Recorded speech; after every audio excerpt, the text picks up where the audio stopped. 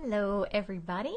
So today we are actually going to be talking about Nice Nest, and this is a resource. This STEM challenge has been out for a couple of years now, but I am breathing some new life into it. So this weekend I'm doing a professional development, and we're going to be talking about several different STEM challenges next week. Sorry, I'm just moving this around. And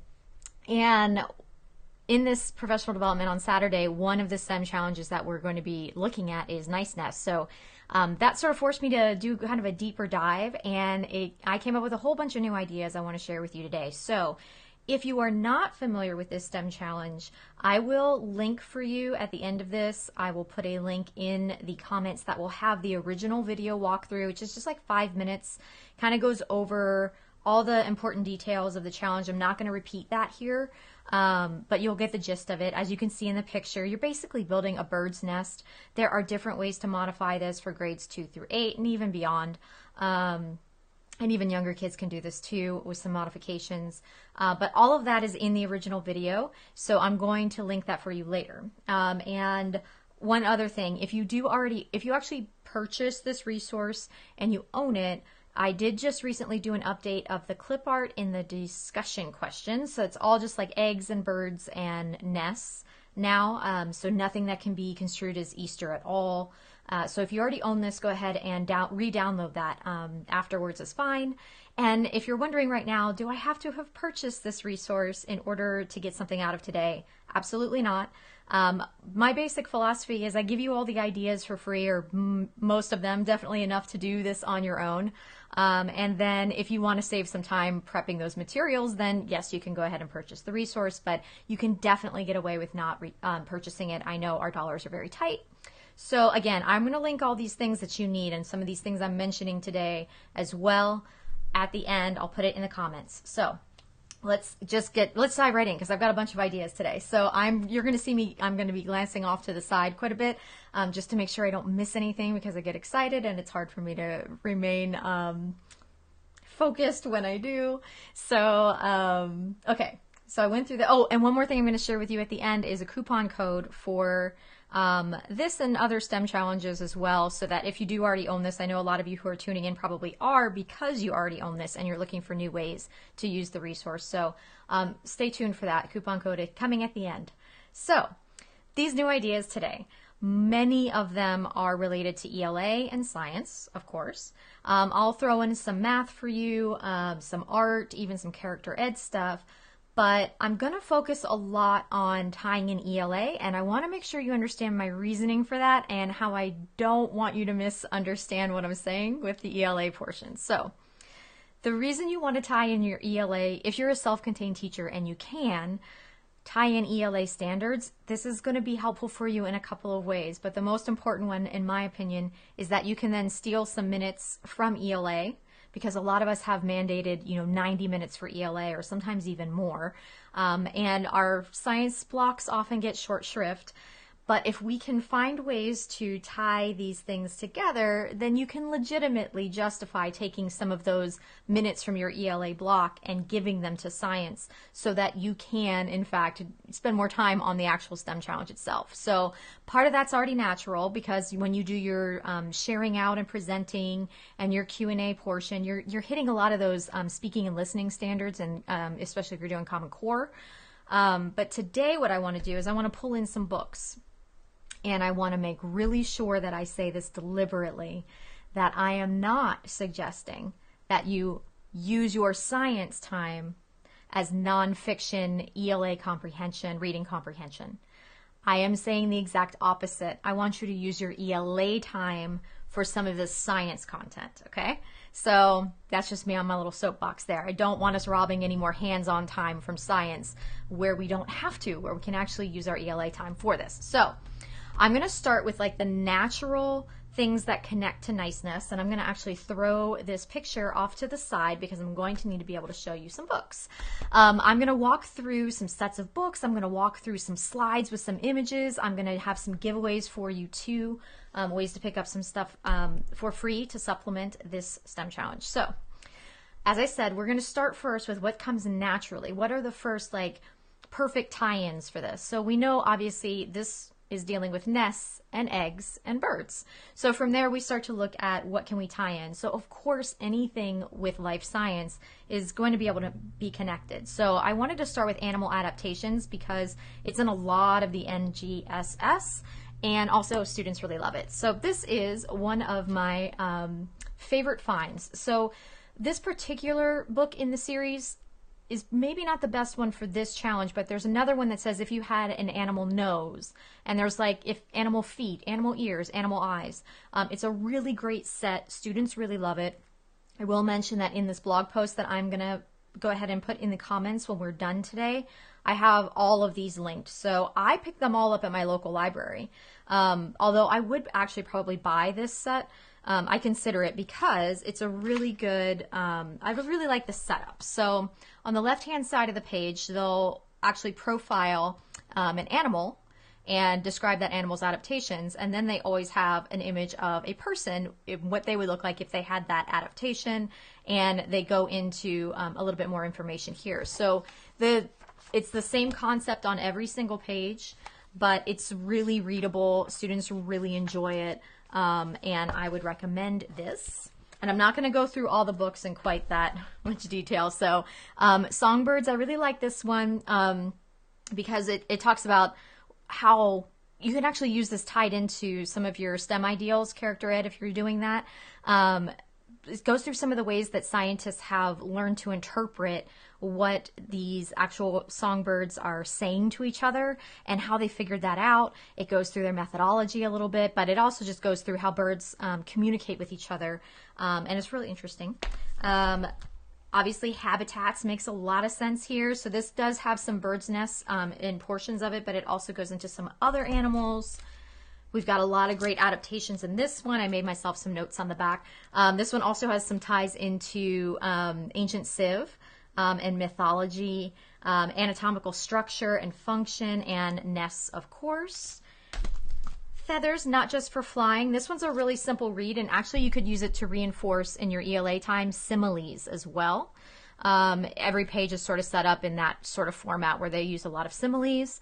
And then in the author's note at the back of this, there's a great section about the persistence and determination that was needed in actually getting this book to print. So also goes through the writing process, so you've got some tie-ins there for ELA.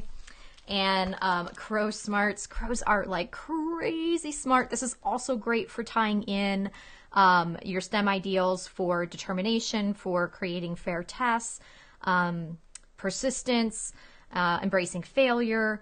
There's a lot of great stuff that's STEM ideals. There's a lot of great stuff on the actual adaptations of crows. And it's super fascinating, especially section 5 of that book. So those are like my first little set of books for adaptations and some of the most natural fits. But it's not all I have for you.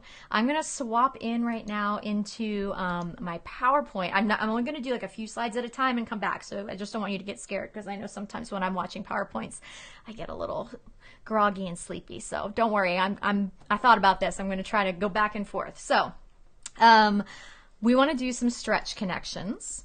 So what else? What else? Is there a way to go forward and not just have, there we go. Sorry, I wasn't advancing for some reason. And not just have our physical science standards, but to also have our earth science and physical.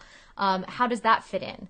So if we're doing weather and climate and space, we can test, we know, I've gone through that before, you can test your nice nest against durability for wind or rain.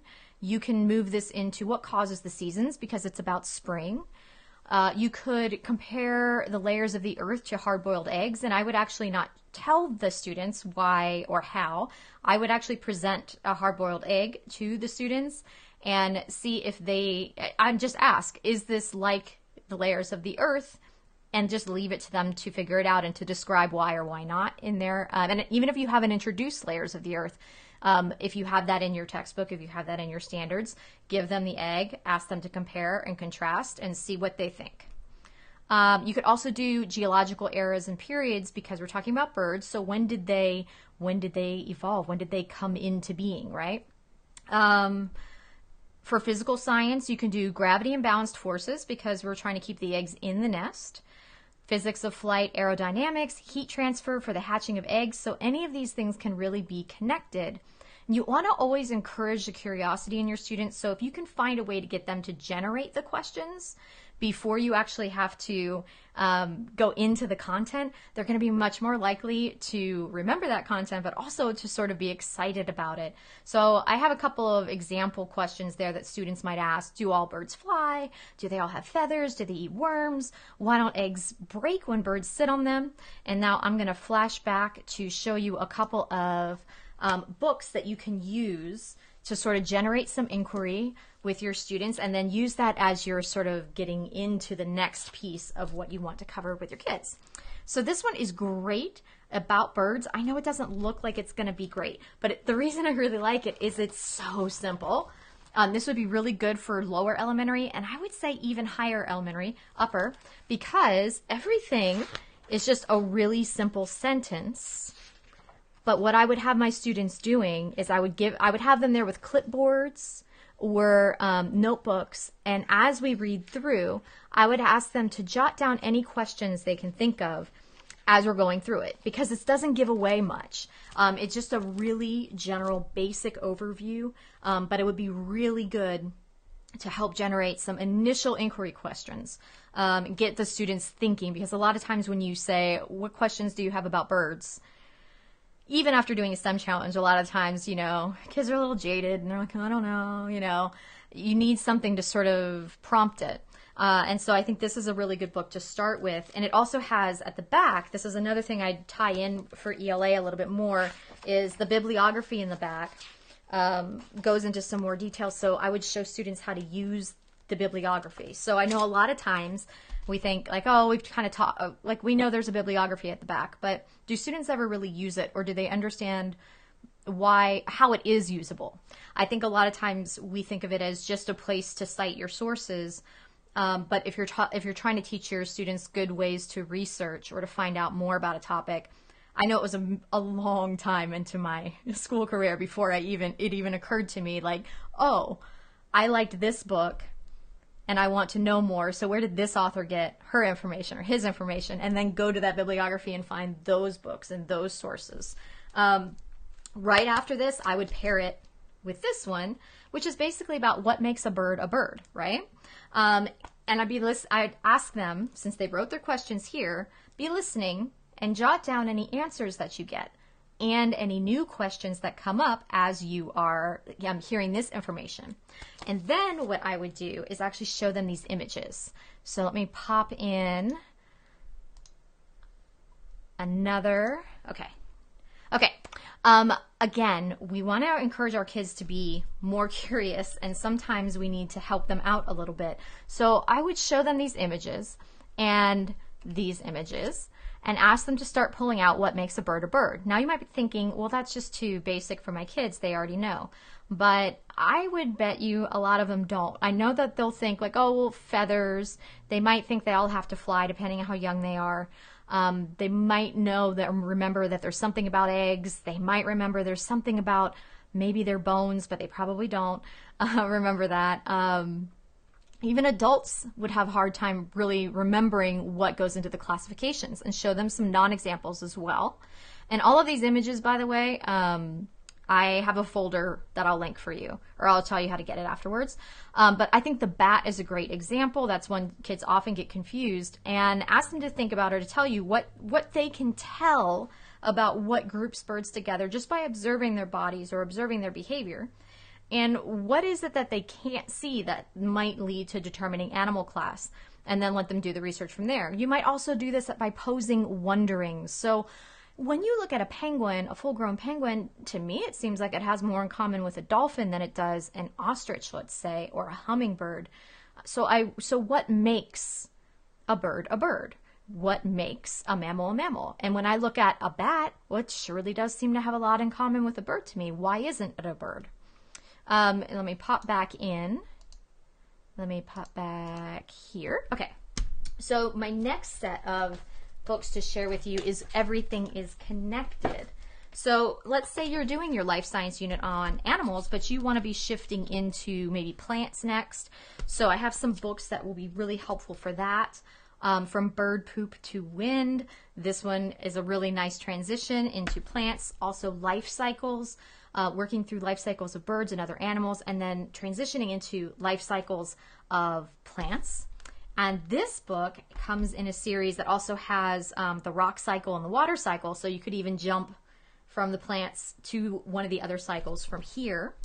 And if you're doing ecology coming up, A Place for Birds is great. This has, it's nonfiction. It has some examples of human impacts, positive and negative, on bird populations. So this is a really nice one for Earth Day too, which is also coming up.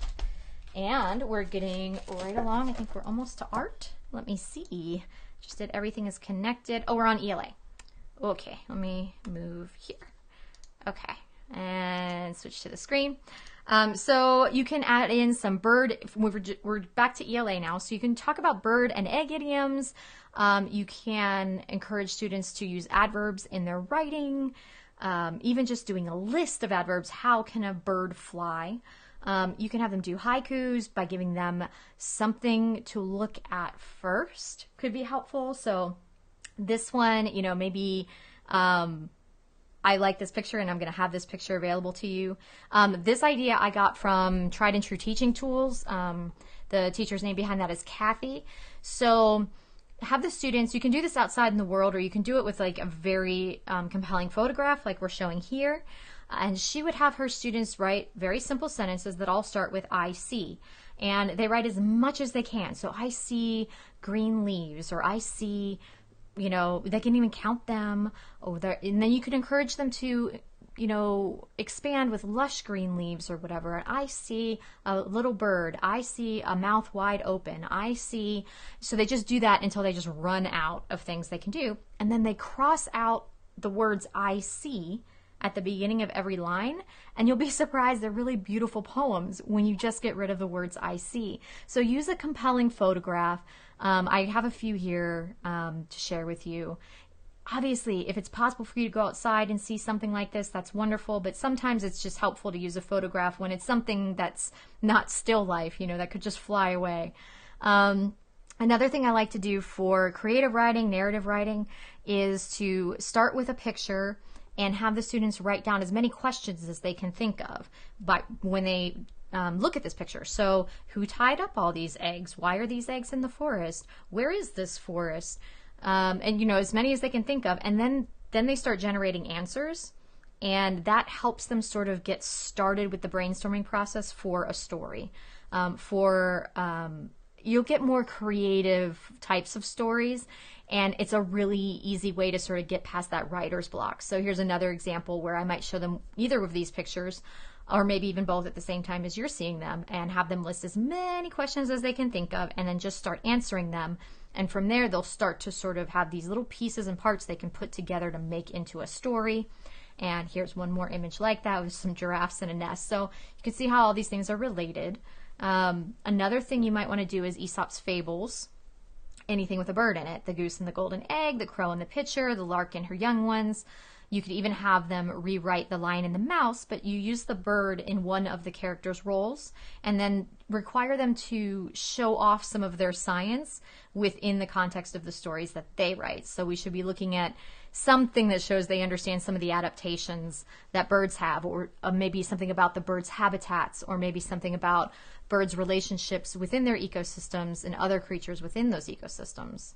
So I'm going to pop back. I'm going to show you some fiction examples now, and I actually think I'm going to start. I've got so many piles of, but I got like 100 books out of the library. So by the way, when you see these linked later, they're going to be Amazon affiliate links, but I use those because you can see the picture really easily. But I got all of these books from my local library, so for free. I recommend doing that first, and definitely use your library's hold system, because it's just, there's like nothing more delightful in the world than just like walking in the library. There's a stack of like 50 books with your name on it, and you just go and check them out real quick and get out of there much faster than the way things used to be.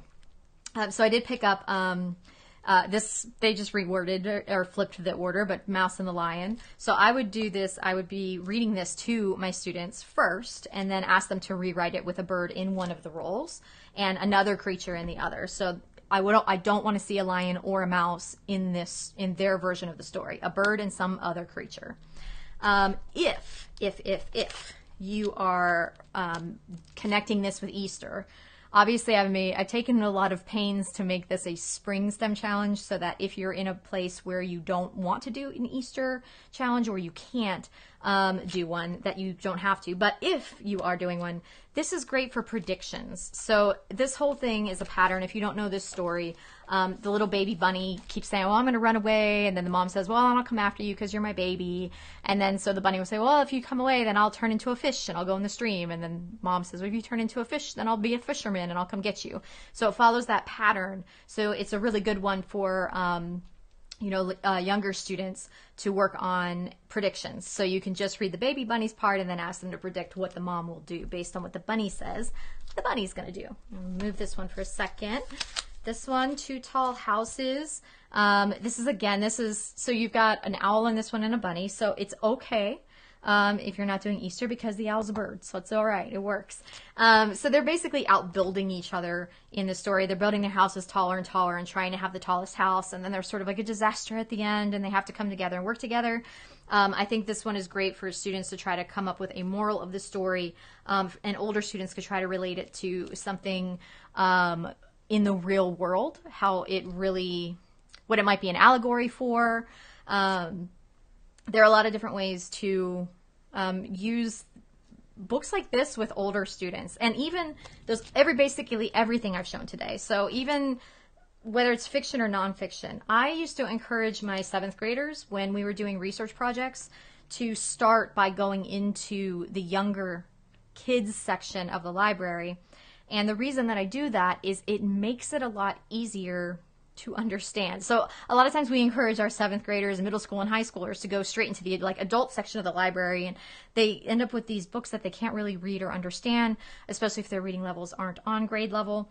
And I will tell you the quality of my research papers that I got from my students when we started with the kids stuff, and I told them don't stay there, but start there to give yourself a firm understanding and foundation of whatever the concepts are, and then bridge up to the older books, and they'll make more sense to you then.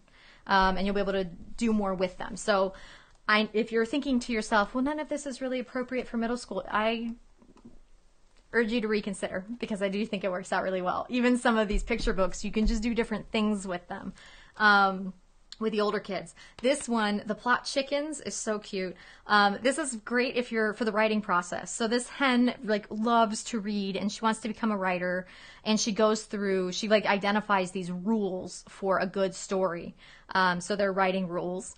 This is great for the writing process. And also she deals with rejection and she's very resourceful, so you can tie in a lot of character ed with this too.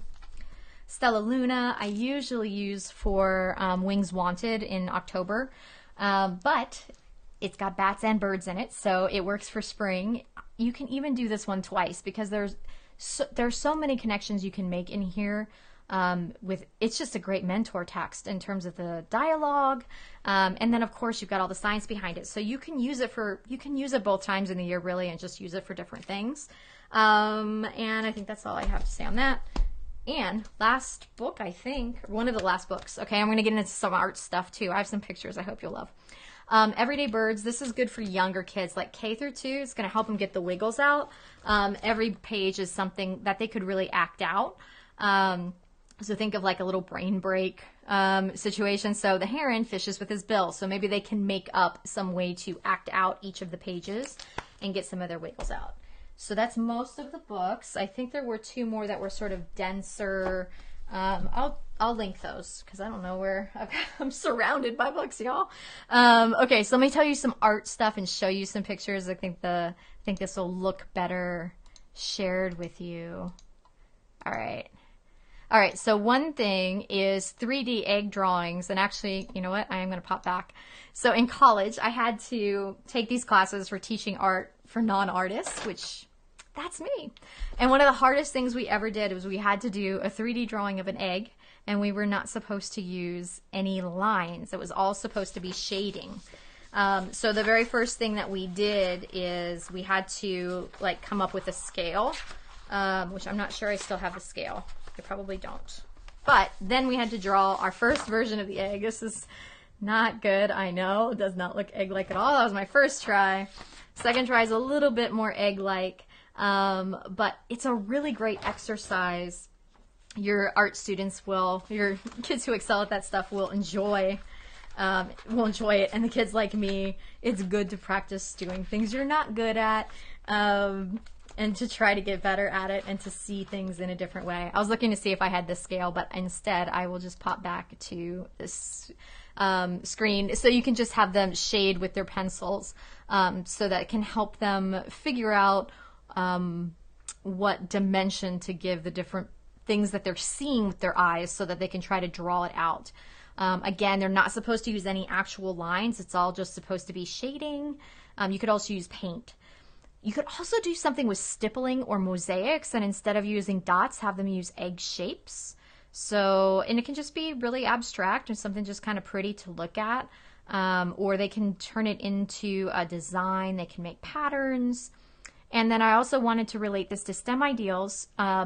You can relate this to so many things, and not just STEM ideals, but character ed as well. I know not everyone's doing STEM ideals. You can relate it to the actual birds and raising their young and nest building. We can talk about being resourceful, being patient, teamwork and collaboration, the roles of the father, mother, baby birds, taking flights, the first flights of fledglings especially.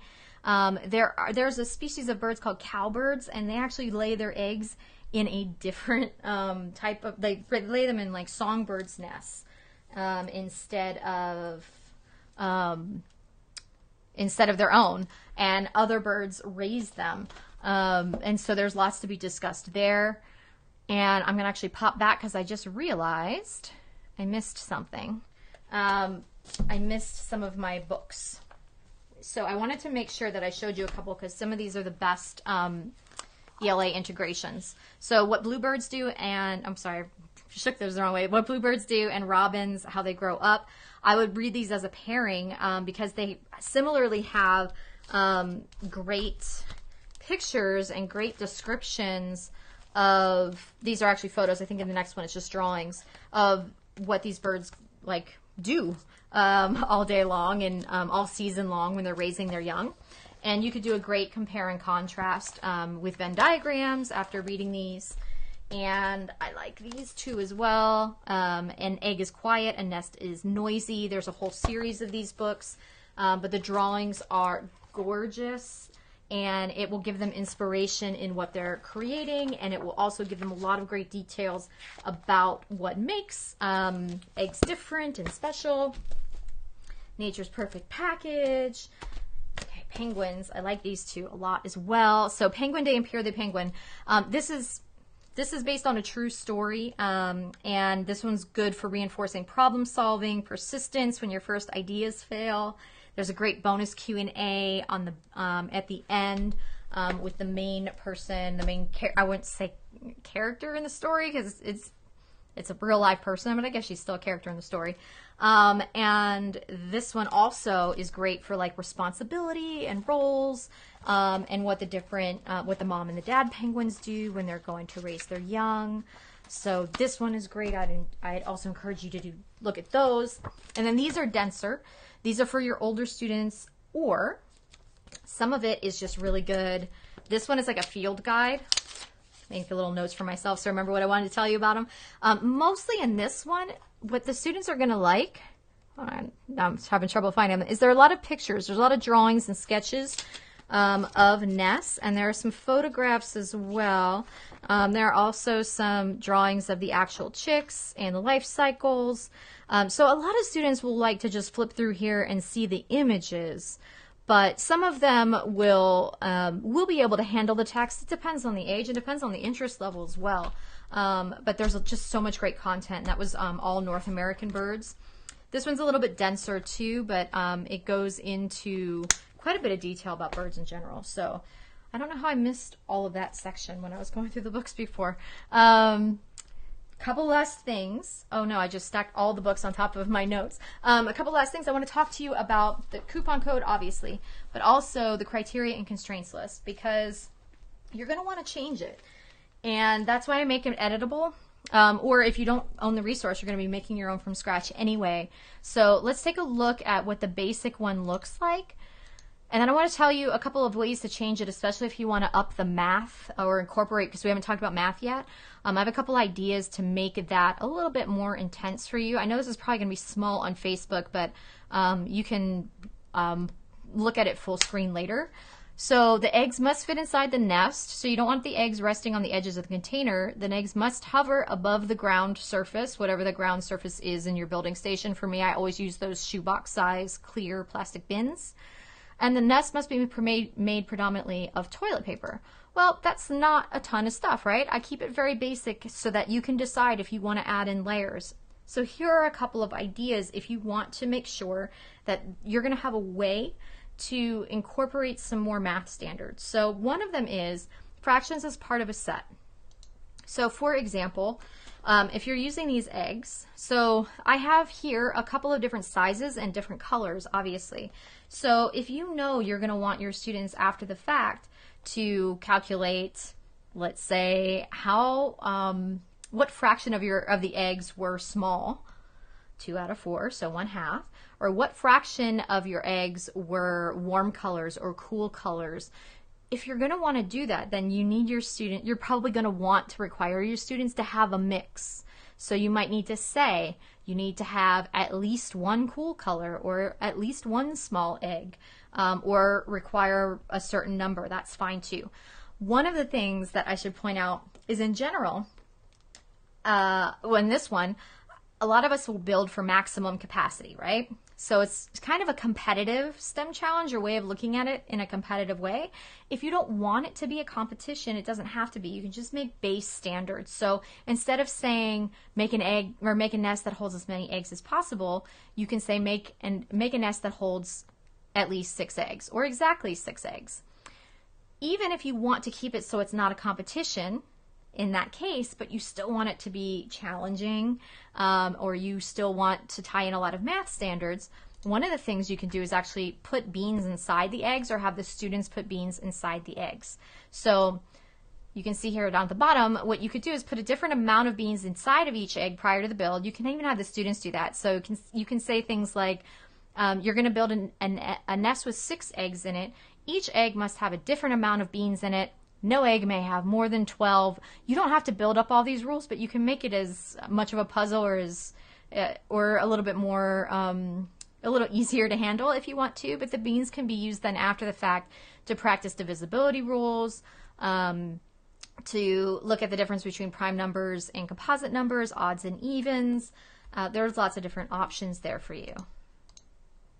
You can, as we mentioned, you can change it so it's a base success versus competition. And if you wanted to do kind of a combination of those things, where you add in a criterion that makes it a base, or not makes it a base criterion, but makes it a competition, but also involves some more content. If you look at that third blue bullet point, you can do this eggs filled with beans, but then your points are awarded per egg by the number of factors for each egg. So the students have to figure out how many beans they should be putting in the eggs before they even build. And what's the most they can actually get in that doesn't weigh too much to break the nest, but gives them numbers or amounts of beans that have lots of factors in them. It just depends on what you're working on. So let me pull back here. All right, put my eggs down and see the other things that I wanted to share with you today. I'm just going to give you the coupon code, basically. I've done everything else. Okay, so remember, after the fact, I'm going to link in the comments the blog post, and that blog post will have all of the book lists, but also any of those images that you saw are going to be in a folder. If you are already on my email list, don't sign up on the blog post, because I'm going to send it out to you in about within the hour after I get off of, after we finish. So don't sign up again. If you are new to the list, if you're going to be signing up, no matter what, just understand that you need to make sure you're checking your emails and opening them up, because otherwise you're missing out on some freebies, because I send out freebies all the time, like these images I'm about to send out now. And the reason I bring it up is I give out 1,000 pipe cleaners. I choose a winner out of the email list for either the STEM challenge group or the ones who do just like the basic overall feel good teaching group once a month. This whole school year, not one person who's won has replied to the email, so they've missed it. So make sure you're opening your emails all the time. Just scan through there, make sure you get what you need and what's free and what's good to know.